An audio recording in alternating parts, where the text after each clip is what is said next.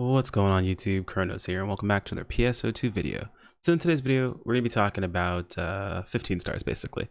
Basically 15 stars we have access to in episode 5.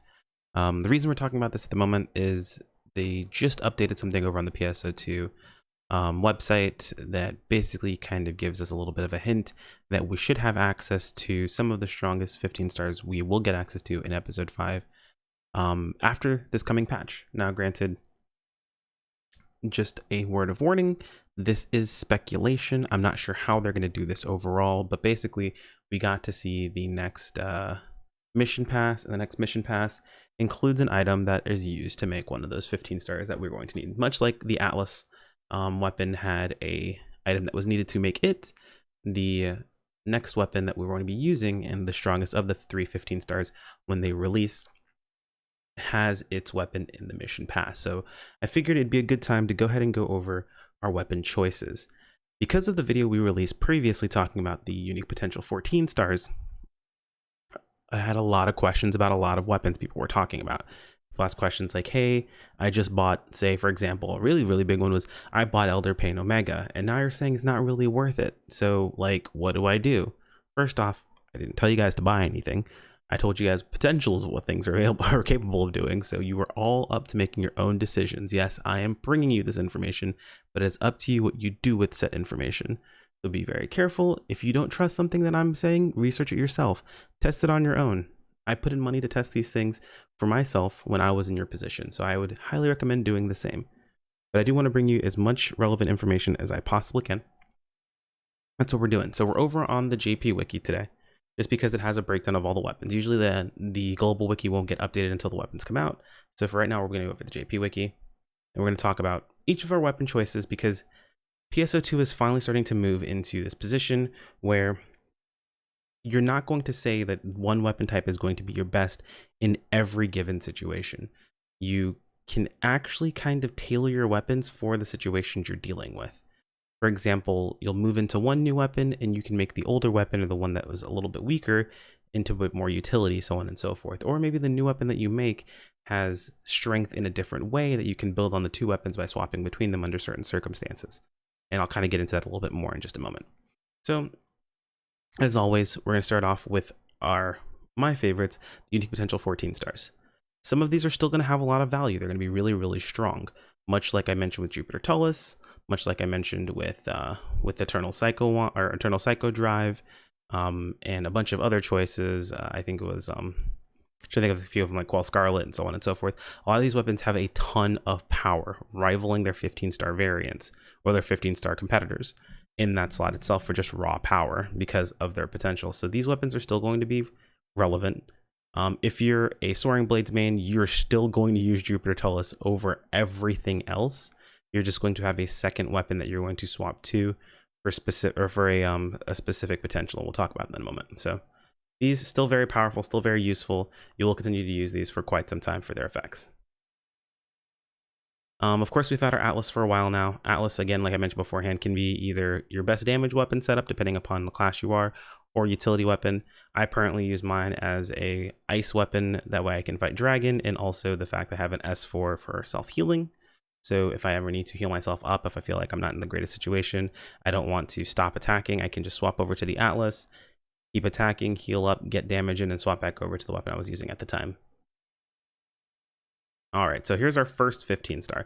So I'm gonna give a bit of history on these 15 stars. I think I've talked about it on the channel beforehand, but when these 15 stars released, there were 3 of them. There was the Austere, the Atlas EX, and the Lightstream. Now these 3 weapons are all available at the same time from Zeeg. It was a new style of getting new weapons.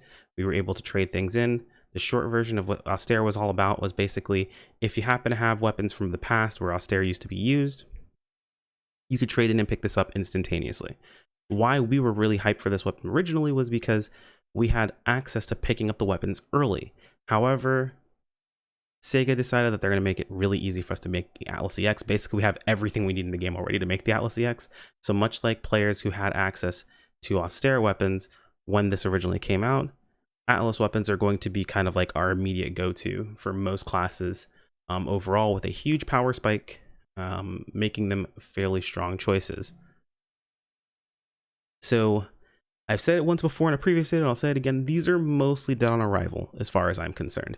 Yes, they might have some niche situations, some niche choices, but in reality, you pick up a weapon mostly for damage. Granted, you will do no damage if you die, so if there's a specific situation or setup that you might find that's going to be beneficial for you, I say go for it. However, if you're asking me, you're almost always going to find more utility in an Atlas that's going to then net you more power in the end. So what I'm using my Affixing weapon for is I've pretty much got my invade already set up with this. I have an S1, S2, and S3 that are all based around PP recovery, and then I'm just going to pick up the potential for PP recovery. So it's going to basically be a PP battery weapon for me. So that's all it's basically going to do, is going to be the regen PP. I have it set up on a gunblade or a gunslash. That way I have a PP battery for no matter what class I'm playing. It'll be really nice to have access to. But again, to each their own. People have different setups, things they might want to do. So that's how I'm going to be using this weapon. So on to the first 15 star you're probably really going to jump towards, the Atlas EX. And this is why some people ask, I made a Lumiere weapon. Lumiere weapon was the first 14 star we had available that we can make. I put the time into this, was this a waste? No, because it was 1/2 of your 15 star anyway. So I personally didn't rush to making this weapon. I figured I'd get to it at some point, and I did. And I made my Atlas weapon when that came around. Actually, I made 2 of these. One for myself, and then one to show you guys how it actually works out. So you're going to take both of these weapons, along with 400 X cubes, exchange them at Zeeg, and you're going to make an Atlas EX. Now, I'll show a quick little demonstration of this when it comes out, but basically what will happen is you'll have both of the weapons in your inventory along with your 400 X cubes. Go over to Zeeg, he'll have you select both of the weapons, and then he'll ask you to select a base weapon.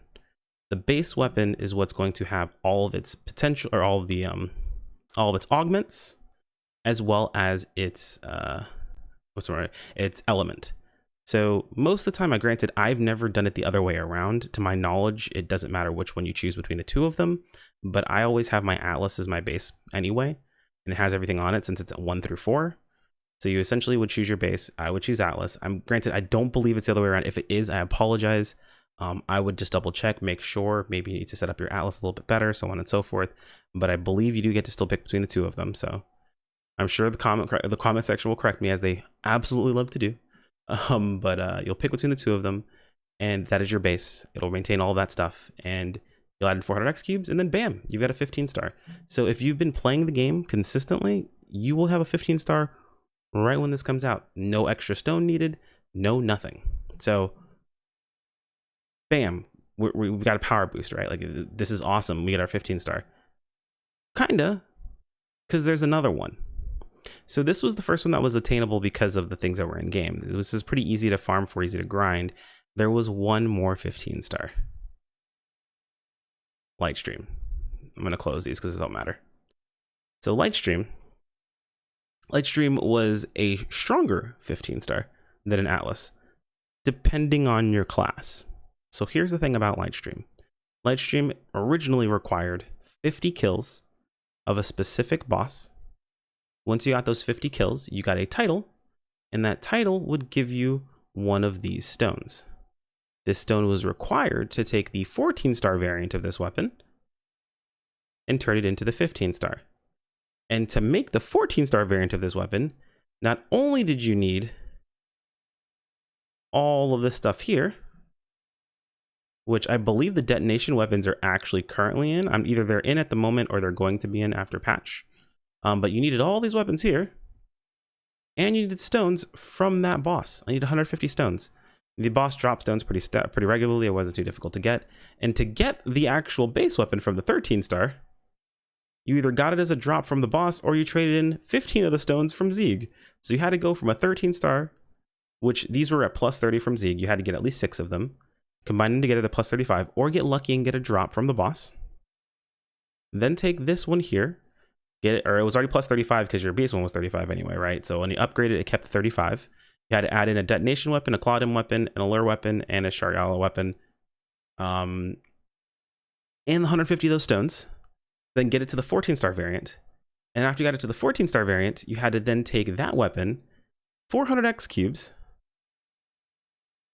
and one of these items here. So it took another 400 X cubes and then one of the stones here from the title. And the tutorial was kill the boss 50 times. And that's what was needed to make this weapon. So it took a while to make back then. Now, why am I talking about this now? Well, there's something that you should be aware of. Technically, this stone right now has already been shown that's going to be available in the mission pass. I don't know what this means overall for how quickly we'll be able to get a hold of this weapon, but that does mean that we will be able to get a hold of this weapon before having to kill the boss 50 times. And we'll be able to make more than one of these. So on JP, where there was only one of these that you would make, and that would be your only weapon for a while, that's what we had Atlas. We grinded towards Atlas. We had Atlas immediately. We had Atlas fairly easy. Most people had their Atlas EX within about, I'd say, 4 or 5 days, maybe a week, depending upon their luck on getting the actual Lumiere weapon together. You had your Atlas pretty quickly. And then you were farming for your light stream. And then once you got your light stream, you actually used both the Atlas and the light stream, because the light stream, the reason it was so strong was 2 major factors. One, its potential. Now, we're not going to look at the light stream, the plus potential, because that's not going to be in the game. That requires materials that are from a fight in the game itself that we don't have, unless they just make it so you get those materials early for some strange reason in like a super rare way. I highly doubt it, because it comes from an episode 4 mechanic that isn't even, or episode 6 mechanic that isn't even in the game yet. But what made this the weapon so strong was had increased 10% power. And if you would use a PA while you were under 10% PP, it would completely restore your PP bar to maximum. And you would get an extra 3% power for 30 seconds. So it was 13% power with a full PP restore whenever it procs. So basically it was like you'd use this, it was like a burst phase. You just want to dump as much PP as possible during that time frame and then get back, or you want to dump as much PP during that time frame while you had that increased power. Now, cool, 13% power, not bad, but you also had a very unique S1 ability.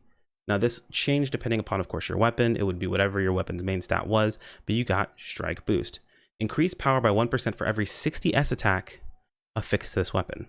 Increased power by an additional 2% if you have at least 200 S attack affixed to this weapon. So, what does that mean? Basically, do a little bit of math here, because I don't remember it off the top of my head. I want to say a specific percentage number just randomly, because that was what I was told back then, but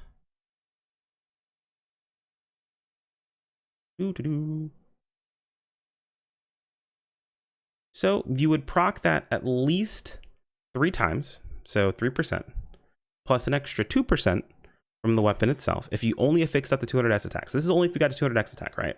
So if you got just 200 S attack, you would proc this 1% 3 times, so 3%, plus an extra 2% damage. So you actually got 5% damage on an S1. That is the highest amount of power we had available for any S grade augments whatsoever.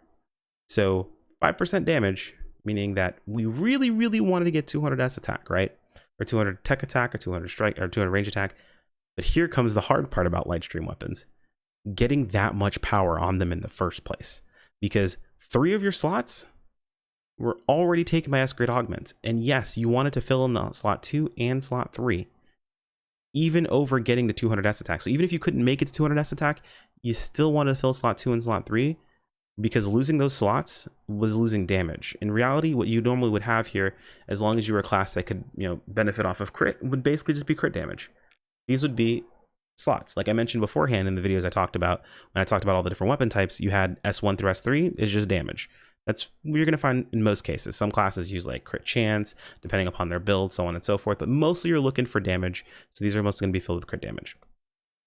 Now, there might be options for like just general damage by then when we get more monsters that are coming out that have more S-crit augments, so on and so forth. But I digress. It all comes back down to the same thing, which is damage. So 3 slots are taken, meaning we have to go up high when it comes to weapon slottage. To be honest, this was the first weapon I ever made when I played PSO2 that I made an 8 slot. And it was a pain. It was very expensive to do, and it was not easy to do. Basically, I made my weapon and I sat on it until a boost week, and then I up slotted it all the way to 8 slot. Well, no, I'm sorry. I up slotted a bunch of fodder to 8 slot that I needed, and then I made this with SAFs. And it was To say it was hell would be an understatement. It took a lot of work to put into it. It ate up a lot of X cubes, but when it was done, the amount of power this weapon had was insane. But the funny thing is at the time, Jupiter Tullus didn't have plus potential. So, of course, I didn't have a Jupiter Tullus at this time anyway, so it didn't matter. But Jupiter Tullus didn't have plus potential, right? So, Atlas EX, we're good to go here. We make Lightstream, and then SEGA releases plus potentials, which takes Jupiter Tullus and shoots it right up to the power that Lightstream has capable. So now we've got a weird situation, right? So this is Jupiter Tullus, outside of the 30 seconds that this has the buff, is doing more damage than Lightstream, even with full affixes. And the affix on a Jupiter Tullus only had to be around 7, maybe 6 or 7 slot to be decent, when Lightstream most cases required an 8 slot. You could get away with a 7 slot if you went with very, very specific setups that only went into power 100% of the way, but in reality you probably wanted an 8 slot on Lightstream for the most part. So it was pretty crazy between these two weapons, right? So if we're looking from my perspective personally, what I ended up having to do was, whenever Lightstream potential was up, we'd go Lightstream, run all the PP, get the extra damage bonus, and then go hard on damage as much as possible. Then when that was over, swap back to Jupiter Tullus, and Jupiter Tullus would be our filler until we were back over and back to dumping damage again. So it was kind of one of these kind of back and forth between these two weapons for the most part. And this is really what episode 5 gave us overall. So you really didn't get pigeonholed into one weapon. So much like episode 3, or much different than episode 3 and episode 4, where we were pretty much just using what's what I'm looking for? It was Nemesis weapons the entire time, because they were just the strongest choices for any weapon type, and it kind of covered everything. In episode 5, in reality, I used a Lightstream, I used an Atlas EX, and I used a Jupiter Tullus. All 3 of these weapons that all were there for damage purposes under specific circumstances, all got used. And other classes that use and the funny thing is, this was me using only dual blades. This wasn't even me using dual blades and jet boots. If we counter jet boots in the situation itself, in some cases Lightstream is a better choice for jet boots. Then we can look at Jupiter Tullus for soaring blades, maybe Atlas EX for jet boots in certain situations. There's a lot of different ways you could end up building it and make it tailored to your playstyle specifically, that you don't just have one weapon choice. That's why I went over all of the different weapons I did in that hour-long video, was to explain that you do have a lot of choices to make. You can decide, hey, you know what, I like this potential more, and I'd rather put more investment into here, or hey, look, I don't play enough, or I'm going to be able to make an 8-slot weapon fairly easily for myself, so I'd much rather just use, say, Atlas EX, or maybe one of the unique potential 14 stars that, say I'm like a Force, where I have Eternal Psycho Drive, which is ridiculously powerful. Maybe I just stick with that, because honestly the rest of the utility I need for my class is just built into the class anyway. The only thing I'm really missing as a class is defenses, which Forces hang in there.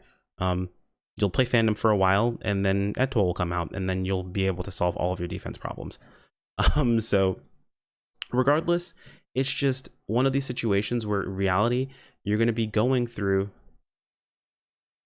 at one point some of these weapons, and you may choose to use different weapon classes. You may have one weapon you like more than another.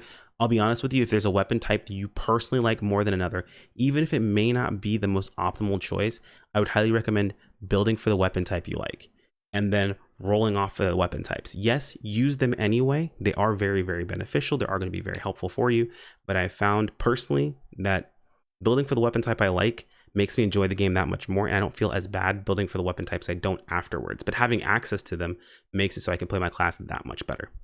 Anyway, guys, that's pretty much it for this video. We're going to get this one out. Should be out by, what is it, 27th? So it should be out by 10 a.m. My time. So in a couple of hours. Should give you guys enough time to prepare yourselves, because if you were holding off on getting what you needed for the Atlas EX, I'm pretty sure it's going to be available after maintenance on Wednesday morning. I can't guarantee that's going to be the case, but I'm almost positive that's what they're going to do. They always do maintenance every 2 weeks, and the new mission pass is coming up. Well, it's kind of it's a pattern. Let's just put it this way: it's a pattern. I laugh about this all the time in my Discord. I'm sure Discord's probably tired of hearing me say this or talk about this, but they always do things in patterns, and it always falls into the same pattern every single time. They throw Hail Marys every once in a while, but it's mostly the same stuff. Anyway, guys, if you have any questions, feel free to toss them in the comments below. I'm going to end on the live stream screen because I like the live stream. It's nice. Oh, funny enough, this is called Trailblazer, I think, on global, not live stream. Fun fact. But anyway, thanks. If you have any questions, feel free to toss them in the comments below. A like on the video is always appreciated, as well as, what's the other thing I always ask for? Like, oh yeah, a subscribe. Both of them are completely free and they help me out a ton. If you guys want to keep up with the videos, clicking on the bell icon does notify you when they go live, as well as notifies you of any of our community posts. I know I have not been streaming recently very much. I have been sick if you guys have been keeping up with that in the Discord or over on Twitter, but I'm starting to get over it a little bit now, so it's not as terrible. So we'll be back in the swing of things. Hopefully, I'm thinking Wednesday morning, maybe. We'll have to see. But yeah, follow me over on Twitter, check me out over on Discord, and thanks for watching, guys. Take care. Peace out.